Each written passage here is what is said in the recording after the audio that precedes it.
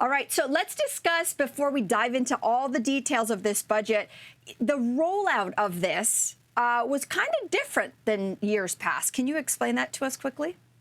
A couple of big differences. First of all, it's the first budget we've seen in fully 2 years. So it was unique from that standpoint. And then because of the pandemic and social distancing, a lot of the theater and the things that are associated with rolling out the budget did not happen this year. And a big part of that was what's known as budget lockup. And usually on budget day, you've got hundreds of reporters in one conference room in a hotel someplace. They are literally locked in that room while the finance minister and other government officials walk them through, okay, here's what's in the budget. They get to ask all their questions. And then when the embargo lifts, when the minister stands in the House of Commons to speak, that's when reporters can start talking about it. In a different room, often, or in an adjacent room, you will have stakeholders. So people from unions and business associations and environmental groups and health organizations, all the people, in your neighborhood, so to speak, for whom the budget's really important. And they'll be pouring through that document really fast too in real time. And they'll have an opportunity then to comment in real time and say, this was a great budget or this was a terrible budget. So one thing that did not, the lockups didn't happen at all. And what that meant for stakeholders, people from those community and national organizations, is that they learned the contents of the budget at the same time we all did, if we didn't get an embargoed copy, and only a handful of journalists did. So it means that some of the immediate takes or the hot takes from segments of our society are coming a little bit later because they now have to read this giant thing and figure out what all is in it and then figure out how do they feel about it. Yeah. Well, here's what a lot of people in the neighborhood are talking about coming out of the budget: $10 a day for childcare. That is the biggest promise to come out of the Liberal government's historic budget. By next year, they aim to cut daycare bills in half, and it will come with a huge price tag, $30 billion over the next 5 years, and record deficits. So how confident are you that this childcare program will actually materialize? Well, you know what they say, like either God or the devil, or if you're agnostic or atheist, then just the really finicky bits are in the details. And so how long, first of all, have we been talking about subsidized or nationalized daycare in this country? It's already in existence and has been for a really long time in places like Quebec. It's a thing in BC in a slightly different form where I'm talking to you from today. But what we know is that the federal government needs to rely on the provinces individually to also fund this program 50-50. And then parents also have to want to take it up. And so on that front, I think it's really important to remember that not every parenting decision is made in unison, or that all parenting decisions are equal. So for a lot of moms and a lot of parents, center-based daycare is great. It's perfect. It's a godsend. It allows working moms to get back to work if they haven't been able to because they can't find childcare. It certainly encourages, or has the potential to encourage, more women to enter the workforce. And we know economically, when women are participating in the workforce, then Canada has better economic outcomes. But at the same time, you do have a really significant segment, almost half of Canadian parents, where one parent is at home full time. And a good chunk of them, more than half of them, are actually quite happy with that arrangement. Either it's a choice or it's circumstantial, but either way, they're not actually saying, gosh, I wish I could send my kids to daycare. They're very happy to be home with the children at this time in their lives. So you may have a lot of those parents sitting on the sidelines saying, well, where's my subsidy, or where's my benefit, or what's in this program for me that makes my life a little bit easier around childcare? So is there a broad consensus in this country that we should have quality, affordable childcare? Yes, but there isn't as much agreement around how that should be rolled out and what it should look like. Well, we have a comment from Facebook from Samantha, and she said it's too early for national childcare. I can't see the provinces buying in with the crazy healthcare costs right now. I mean, and that's an interesting perspective. I'm curious, Chachi, like, what about this mention that you had about the provincial governments needing to be on board? Like, I personally can't see that, especially where we've got Conservative leadership, for them to hop on board for maybe the exact reasons that Samantha brought it up. And although it is amazing, especially we know that this pandemic has disproportionately hit women, many of whom have felt like they extra have to stay at home in order to look after the kids. But that's not true for everyone. So I wonder if there's going to be a nuanced approach. Like if there's a $10 a day government, subsidized daycare, will that look at then the income level of the people trying to get in, or will it just be a free-for-all, in which case some people will get extra benefits? Anyway, many questions there. These are such great questions. You know what we should do? We should bring all the man premiers on this show and make them explain what they intend to do. You know, all these man premiers who don't have 5-year-olds at home. Well, maybe some of them do. I don't know. But I think age-wise, a lot of them don't. So, look, I think you're raising a bunch of really important questions. Again, it goes back to the details. What the heck does this look like? What does it look like province to province?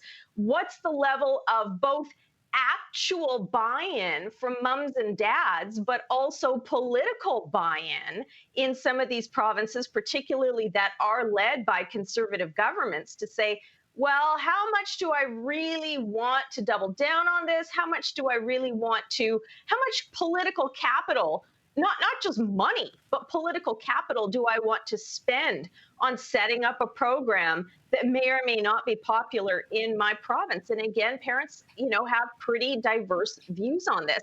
And we're already hearing, to your point, some Conservative politicians saying, look, this is a jurisdiction issue. So that's a really political wonky word. But really it comes down to who's in charge. And the provinces are saying, look, folks, at the end of the day, when it comes to these types of programs, we're in charge. And the federal government's going to say, but we've paid you all this money, so we'd like to have a say around this as well.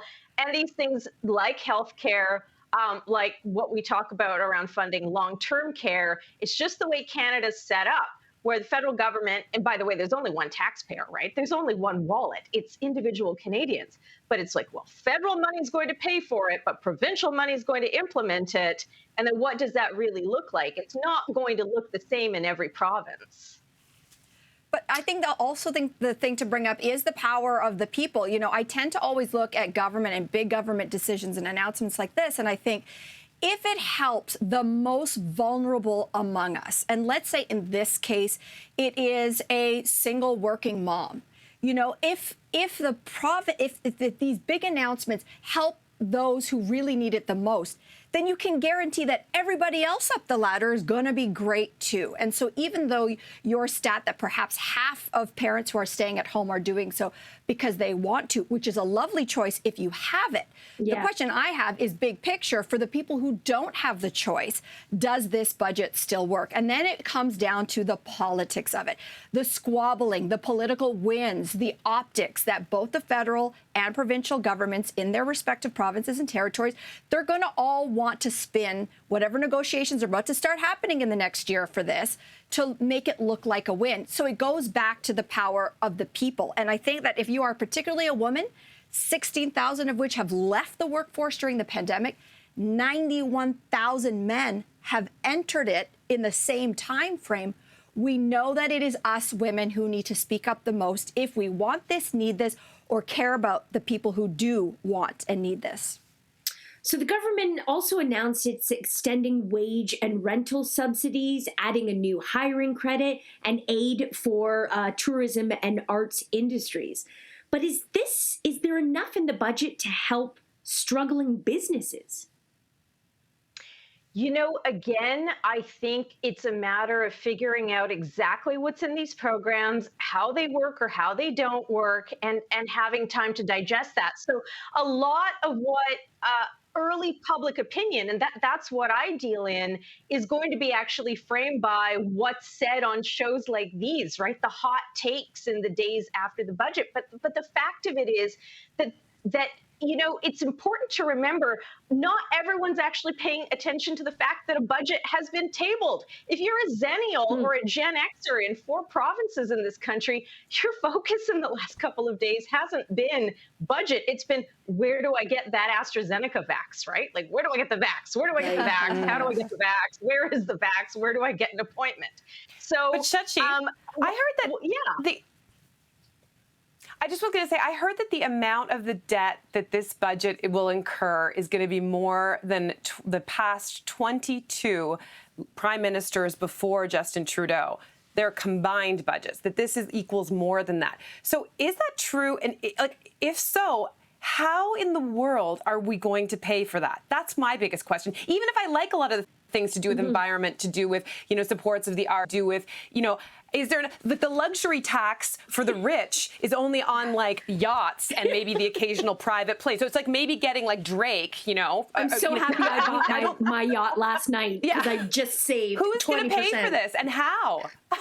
Right. Well, these are great questions. So let me try and come back real quick on small business, and then we'll talk about like the $101 billion question, which is who is going to pay for it and how. So when it comes to small business owners, this is a really precarious time for them. If you're a big business, you've got access to assets. You've got CFOs who will liquidate assets for you. You're lining up lines of credit. You're figuring out ways to deal with this. If you're a small business owner, a restaurant owner, a boutique owner, a corner store owner, you're up at night trying to make those really tough trade-offs around, do I make payroll? Do I pay for myself? Is my landlord going to give me a break this year? And so these types of subsidies, whether they're enough or not, right now they have been a lifeline for small business owners. I think you'll hear organizations that represent small business owners, praising some of these subsidies. But the real issues, too, are around the amount of debt they've accumulated over the course of the pandemic. And small business owners, right? They're taking on incredible amounts of debt just to keep going. How do they pay it back? So when we talk about deficits and debt, it affects real people. It also affects governments. Now, how do we pay it back? When do we pay it back? That seems to be the part that no one's figured out yet. And that's what leads me to really sort of look at this budget right now, at least in early days, as more of a pre-election budget than a let's build Canada in a kind of particular way budget. Now, if you're a high income earner, you're probably saying, great, good. There's no massive income taxes on me. There's no massive wealth taxes on me. We also know that Canada's richest individuals are also likely to find ways to hide their money if they don't want to pay those taxes. So, but at the end of the day, I would say what this budget does is it's trying to please everyone. It's trying not to tick off anybody. And a big part of the unanswered question is, where are we going to find the money for this?